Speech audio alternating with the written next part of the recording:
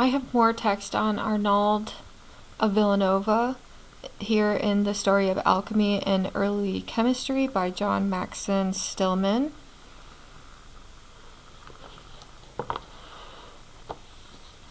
And it reads as follows, starting here. With the alchemists of later centuries, no names after Geber had greater veneration as masters of the mystic art than those of Arnaldus of Villanova and Raymundus Lully. Arnald of Villanova was a physician of high reputation in the latter part of the 13th century. He was born, as variously stated, in 1235 or 1248. There has been much dispute as to which of several towns named Villanova was his birthplace, but according to evidence presented by his biographer Bartholomew Haro, he was a Spaniard from Catalonia, and probably also sometime a resident of Valencia.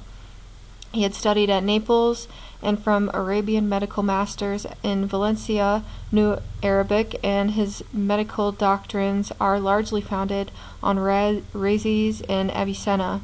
In 1285 he was called to the court of Pedro III, King of Aragon. In 1300 he claimed Montpellier as his residence, and is named among masters of medicine at that new medical university. While in Paris in 1299 on a mission of a business nature for the eldest son of Pedro III of Aragon, he was arrested on charge of heretical doctrines and prophecies, which, as we had read in the Lynn Thorndike's book, maybe that wasn't attributed to him, however. Obviously there's a lot of confusion around his name.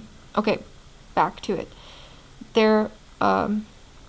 There followed a long contest, the final outcome being that he submitted to the Pope the book which had been condemned, and that this was finally returned to him, absolving him from the charge. As he had, however, many enemies in Paris, personal as well as clerical, he left the city for a time, though in 1306 we hear of him again in Paris. In 1308 he was with Pope Clement at Avignon, and a little later he went to Sicily at the solicitation of King Frederick at the court of Catalina. In 1309 he was at the court of King Robert at Naples, where he was said to have written alchemical works. He met his death in 1311 or 1312 by shipwreck, while on his way to answer a summons to attend Pope Clement V, then suffering from a painful malady. Arnald evidently enjoyed a great reputation as a practical physician. He is also said to have achieved this reputation largely through his use of chemical medicines. He was interested in magic and alchemy, and it is traditionally stated that in the presence of the familiars of Pope Clement V at his court at Avignon, he had turned plates of copper to gold. In 1317, or about 5 years after his death, 13 small books of Arnald were condemned by the Inquisition on account of 15 heretical propositions. The titles of these books listed by Haro are all of a theological character and none alchemical. The works themselves are no longer extant. Works upon alchemy attributed to Arnald: Thesaurus at Rosarius Philosophorum,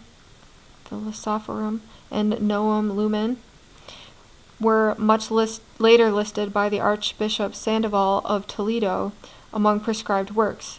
The texts of these treatises are contained in the collected works of Arnaldus, for example, in the Basel edition of 1585. Notwithstanding the reputation of Arnaldus as interested in alchemy, there is much doubt as to the authorship of alchemical works attributed to him. Schmider lists 20 alchemical treatises attributed to Arnaldus. It is quite certain that these were not all by the same author, nor all of the same period. Haro doubts that Arnaldus was the author of any of these, that 5 years after his death no such works seem to have been known to the censors who prescribed other writings by him in itself ground for doubt. In that any works under his name were unknown to a writer on alchemy in 1330, Petrus Bonus, who cites elaborately all authors known to him, is circumstantial evidence in all the same direction. Either these writings, if authentic, were kept secret during his life and for years after his death, or they are more likely all writings on alchemy which pretend to personal achievements and claim to instruct in the art of transmutation, written by some impostor who seeks shelter under the name of a prominent scholar deceased. H. Haser says Arnald's philosophical works were destroyed by the Inquisition, that the alchemical works upon which his reputation in great part rests are in all probability fraudulent, and emanate perhaps from an Arnald who lived at Montpellier at the beginning of the 15th century. The alchemical writings attributed to Arnaldus are characterized by the obscurity and charlatanry found in most of the anonymous alchemists of that century, treating of the transmutation of metals, the red and white elixirs, and their preparation, the philosopher's stone, etc. The reasoning, as is characteristic of this class of works, is analogical and weak. The following is a typical illustration of his attempt to establish that transmutation is reasonable and possible. It is from the Flos Florum, one of the articles in his collected works. Quote, "Ice or snow is converted by the action of heat into water. Therefore, it was first water, then snow or ice. But all metals can be converted into quicksilver, therefore they were first quicksilver. The method of converting them into quicksilver I shall teach below. But it being granted that a metal can be converted into quicksilver, there is refuted the opinion of those who assert that it is not possible for spirits, spiritus, that is, volatile substances, and other materials to be transmuted into the elements and into the nature of metals, unless first reduced to their primal matter. This reduction to their primal matter is easy, as I shall show below. Therefore, the transmutation of metals is possible and easy. In the same way, it can be shown you that the multiplication of metals is possible, for everything that is born and grows is multiplied, as is clear with plants and trees. For from one seed 1,000 seeds are procreated. From one tree proceed infinite shoots, from which are produced various and infinite number of trees, and thus their number is increased, and they multiply. But metals are born in the earth and grow, therefore augmentation and multiplication in these is possible even to infinity, etc. The experimental methods which he gives for accomplishing the desired objects are complicated and contain nothing of interest. Unquote, a long time ago.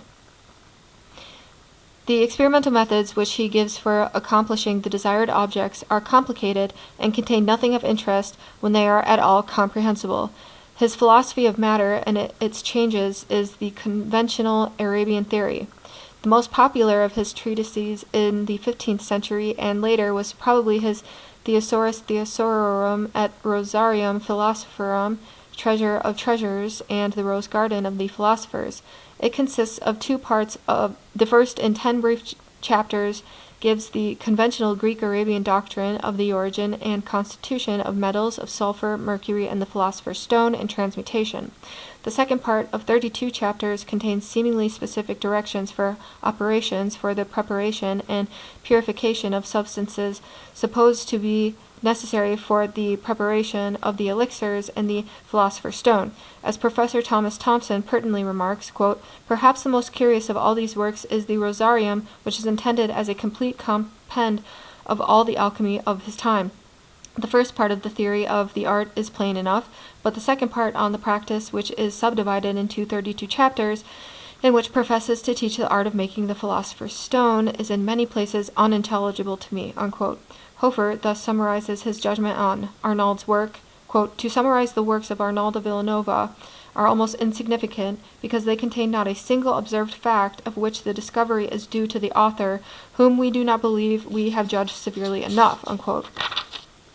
Later critics have not seen reasons to modify the judgment of these earlier historians that no new fact or theory in chemistry is traceable to Villanova, that as a physician his reputation may well have been deserved, and that he in his practice made successful uses of chemically prepared substances as alcohol, arsenious oxide, and mercury preparations more generally than was customary among his contemporaries, is also to his credit, though the chemical facts contained in these papers present nothing new.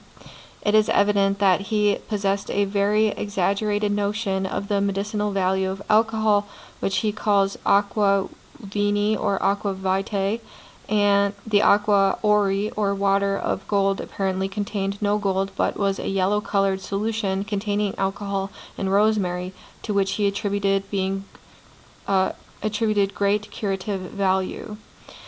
Among his medical treatises, 2 articles on poisons and on wines manifest a comprehensive knowledge, though they contain no new facts, and indeed draw largely directly or indirectly from Pliny or Dioscorides. And the name Lullus ranks with Geber and Arnaldus de Villanova high in the estimation of the alchemists of the 15th and 16th centuries. We have here, however, another illustration of a name respected for learning and piety being used by later writers as a shield for their forbidden activities. And then this book continues on, Raymundus Lullus.